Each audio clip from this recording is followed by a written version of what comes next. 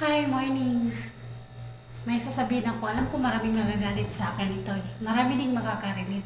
Sana wag lang magalit. Content lang naman to, pero totoo. Kasi nangyayari halos sa karamihan eh.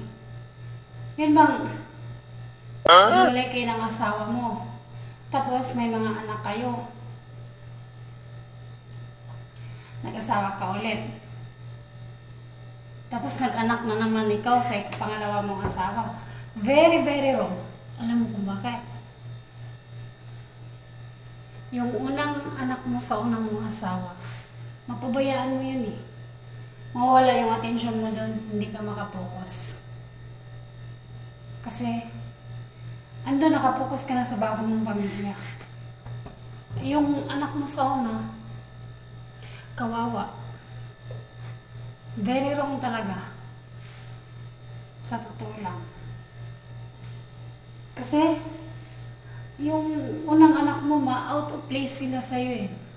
Kasi nakapokus ka doon sa pangalawang pamilya. Anak mo sa pangalawang mong asawa, I mean. Doon ka na nakakapokus. Pero yung anak mo sa una, wala mo attention mo doon. Kaya base lang sa akin lang ha, base sa sarili ko. Ayoko. Kasi gusto ko makapokus sa mga anak ko. Kahit mga malalaki na yung mga anak ko, gusto ko pa rin na doon lang ako nakatuon sa kanila. Mag-asawa ako ulit, tapos anak-anak. Ano pang gagawin sa anak-anak na yun? May mga anak na ako sa una kong asawa, halimbawa sa akin, hindi na ako mag-anak. Kasi alam kong bakit. Gusto ko yung mga anak ko. Ma-feel pa rin nila yung pagmamahal ko, na hindi sila ma-out of place sa akin. Kasi hindi sila mahihiya kasi nga, sila lang eh, wala silang kahati. Kumbaga sila lang talagang magkakapatid. Pero kung sabihin na, asawa ko ulit, tapos mag-anak-anak. Huwag na! Ano pang anak hinahanap mo? Huwag mong kasi darating talaga yung panahon na magsiselos si Tampulana, magsiselos si Tampulana, kay Petra. Diba? Kay Juan. Kasi yung anak mo sa pangalawa. Kasi doon ka na nakapokus eh. Base lang yan sa akin.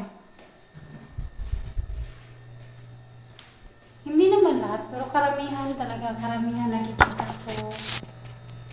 Kasi, na out of place na yung anak sa unang asawa. Kawawa talaga sa totoo lang, kawawa yung anak sa una. Kung aanak-anak pa kayo ulit. Oo, andyan na yung suporta.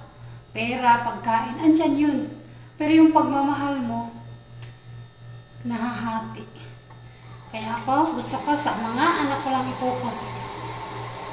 Sa kanilang magkakapatid. Kahit may mga asawa ko yung mga yan. Nag-asawa sila, okay lang yun sa akin. At least, wala silang kahati. Wala silang kapatid sa ibang papa. Diba? Huwag kayong magalit. Kasi yan ang nakikita ko sa mga karamihan na nag-asawa. Iniwan yung mga naghiwalay sa unang asawa, tapos yung mga unang anak nandun sa mama, nandun sa biyenan, gano'n, nasa mga kapatid. Tapos nag-asawa ulit, nag-anak ulit, nabaliwala ng mga anak. Thank you!